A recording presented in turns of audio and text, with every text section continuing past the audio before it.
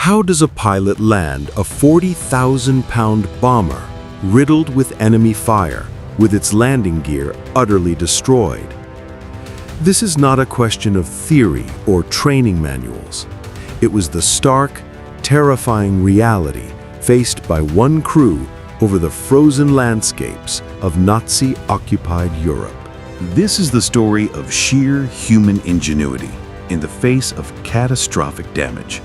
The story of how a single, 1-inch metal skid became the difference between life and death for 10 men. It is a testament to the courage that defined the air war in World War II. A moment where a pilot's cool-headedness and a ground crew's desperate innovation defied the odds. The date was December 31, 1943. The aircraft was a B-17F Flying Fortress, badly wounded in bleeding altitude. And for Lieutenant John Lucky Gorman and his crew, the war was about to become a very personal battle for survival. To understand the magnitude of this crisis, we must first meet the men of the 360th Bombardment Squadron, 303rd Bombardment Group, based at RAF Molesworth. Lieutenant Gorman's crew was like hundreds of others in the 8th Air Force, a mix of youthful bravado and quiet apprehension, bound together by the unshakable trust required to climb into a bomber and face the flak and fighters of the Third Reich. Their aircraft, B-17F, serial number 4229649, nicknamed WWII, was a veteran of the brutal air campaign against German industry. Their mission on this, the final day of 1943, was a familiar one, yet no less deadly. A bombing run on a critical German industrial target near Paris. The 8th Air Force was still recovering from the staggering losses of Black Thursday in October, but the pressure to cripple the Nazi war machine was relentless. For the crew of 10, pilots, navigator, bombardier, and gunners, this was another harrowing journey into the heart of the enemy's defensive belt. They had faced the terror before, the sinister black puffs of flak bursting all around, the screaming passes of Luftwaffe Focke-Wulf FW-190s and Messerschmitt Bf-109s.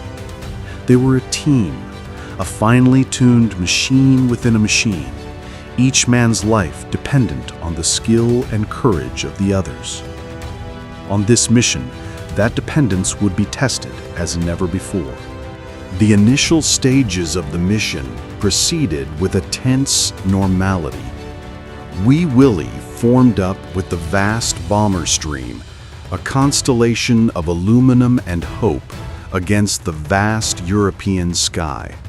But as they approached the initial point and began their bomb run, the world outside erupted into fire and steel. German 88mm flak batteries found their range.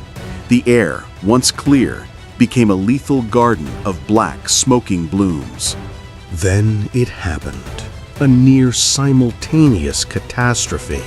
A shell or a cluster of heavy shrapnel tore into the underside of the fuselage. The impact was violent and deafening. The aircraft shuddered as if struck by a giant's hammer. More critically, the same burst of flak severed the hydraulic lines and critically damaged the main landing gear system. In the cockpit, warning lights flickered and died. The hydraulic pressure gauges dropped to zero. Lieutenant Gorman and his co-pilot fought the controls, their muscles straining as WWII yawed and dipped. A quick damage report from the crew was grim. The ball turret was jammed, its occupant trapped until they could manually crank him out. The tail section was peppered with holes. But the most devastating news came from the waist gunners, who could see the damage more clearly. The entire landing gear assembly was mangled, hanging uselessly. The main wheels were not just damaged, they were gone. The bomber had, in effect, been crippled from the waist down. It could fly, but it could not land. Not in any conventional way. A cold dread, far deeper than the ambient chill at 25,000 feet, must have gripped the men. They were a flying fortress, now transformed into a 40-ton glider with a finite amount of sky. Their options were vanishing with every gallon of fuel burned. They could bail out over occupied France, facing almost certain capture, or worse.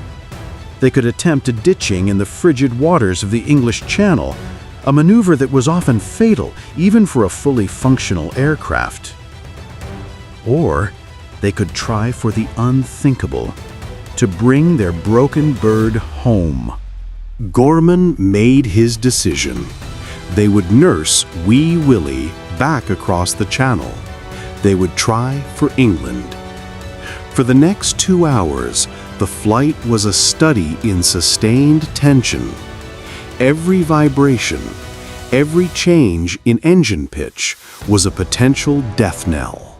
The crew jettisoned everything they could to lighten the aircraft. Ammunition, damaged equipment, even the heavy bomb sight, in a desperate bid to conserve fuel and reduce their landing weight. They radioed ahead to Molesworth, their message simple and stark. Gear inoperative, preparing for belly landing. Back at the base, the news triggered a flurry of activity. Fire trucks and ambulances were put on high alert. The control tower cleared the entire airspace. All eyes turned to the southeastern sky, waiting for the return of the wounded giant. As Wee Willie descended through the thick English overcast, the final, brutal reality of their situation came into focus. The runway at RAF Molesworth stretched out before them, a gray ribbon of hope, but for Gorman, it looked impossibly narrow, a deadly gauntlet. A standard belly landing for a B-17 was perilous enough. The friction of metal scraping on concrete at over 80 miles per hour would send up a torrent of sparks, almost guaranteeing a catastrophic fire as residual fuel vapor ignited. The aircraft would likely break its back, cartwheel, and disintegrate, turning the fuselage into a tomb for its crew. But Wee Willie presented an even more horrifying problem. The damage to the lower fuselage was so severe that the entire ball turret, a protruding plexiglass sphere, was now a mangled, immovable fixture. Landing directly on it would be like dropping the plane onto a bomb. The impact would be instantaneous and catastrophic, shearing the aircraft in two. There would be no survival. The 10 men aboard were trapped in an aerial coffin, with a safe landing an apparent impossibility. The Channel had been a grim option. The runway now seemed like a certain death sentence. In the cockpit, Gorman and his co-pilot ran through their final checks. The engines were feathered. The crew in the back assumed crash positions, braced against the fuselage frames, their minds racing, their prayers silent. The ground crew, the firefighters, the medics, all watched in helpless, horrified anticipation. They had seen this story before, and it rarely had a happy ending. The crippled fortress lined up on its final approach, a silent, gliding beast of burden, carrying its human cargo towards what seemed an inevitable fiery conclusion. The air was so still you could hear the sighing wind over the fortress's wings. For the men aboard, seconds felt like hours. This was the crisis point, the moment where all hope seemed lost. But even as Wee Willie began its descent, a frantic, innovative effort was underway on the ground. The base's lead flight chief, a veteran master sergeant named James B. Bud Hazy, had been analyzing the problem. He knew a standard belly landing was suicide. He needed to change the equation. His eyes fell on a stack of long, sturdy metal skids, each about 12 feet long and a mere 1 inch thick. They were used for moving heavy crates and engines around the hangar. In a flash of brilliance, he had an idea. a desperate, seemingly ludicrous idea. If they could not land on wheels and they could not land on the belly, perhaps they could land on a knife edge. Hahesi and his team rushed to the end of the runway. With Wee Willie on its final approach, they laid one of these 1-inch thick metal skids directly on the center line of the tarmac. There was no time to secure it, no time for calculations. It was a Hail Mary pass, a single slender thread of hope placed in the path of the descending bomber. The idea was audacious. As the B-17 settled, the mangled ball turret would hopefully catch this skid. The metal-on-metal contact would, in theory, act as a fulcrum, keeping the critical center section of the fuselage off the ground long enough to dissipate speed and, hopefully, prevent a catastrophic rupture of the fuel lines. Back in the air, Gorman saw the activity on the runway. He trusted his ground crew implicitly. He had to. He flared the massive aircraft, holding it off the runway as long as he possibly could, his arms burning with the effort. The co-pilot called out the airspeed in a steady, tense monotone. 70, 65. The asphalt rushed up to meet them. Then contact. A horrific, grinding, screeching sound of tearing metal filled the world as the ball turret struck the skid. A shower of brilliant orange sparks erupted, cascading down the length of the runway like a demonic firework display. For a heart-stopping second, it seemed the entire aircraft would simply snap in half. But the skid held. It dug into the concrete, acting exactly as Hahesi had hoped. The B-17 slid down the runway, balanced precariously on this 1-inch wide metal strip, its wings leveled, its fuselage held just high enough to avoid a fatal impact. The screech was deafening, a sound that tore at the nerves of every man watching. It slid for what seemed an eternity, over 1,000 feet, shedding speed with every yard, a testament to the laws of physics and the sheer force of friction. Finally, as its momentum bled away, the fortress settled onto its belly with a final, groaning shudder and came to a stop. The silence that followed was almost as shocking as the noise. For a moment, nothing. Then, hatches began to fly open. The crew, shaken but miraculously unharmed, scrambled out onto the wings and onto the scarred tarmac. There were no fires. There were no explosions. 10 men had walked away from a crash that should have killed them all. They stood, embracing, looking back at their aircraft, which now sat like a beached whale, a deep, clean furrow carved into the runway by a single 1-inch metal skid. The legacy of this landing was immediate and profound.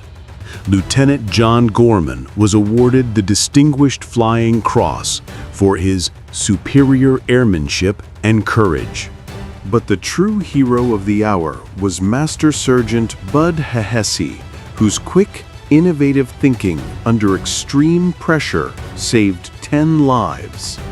He was awarded the Bronze Star, a rare and high honor for a ground crew chief, a testament to the fact that heroism in World War II was not confined to the cockpit or the front lines. The story of Wee Willie and the miracle skid spread throughout the 8th Air Force, becoming a legend of ingenuity and survival. The aircraft itself, though too damaged for further combat, was repaired and served as a station hack, a constant reminder of the day the ground crew saved the air crew. It was a powerful example of the entire team working in perfect, desperate harmony. Outro.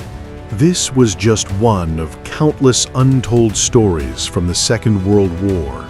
A story of a simple piece of metal and the complex courage of the men who used it to defy fate. Subscribe to WWII Records as we continue to bring these forgotten chapters of history back to life.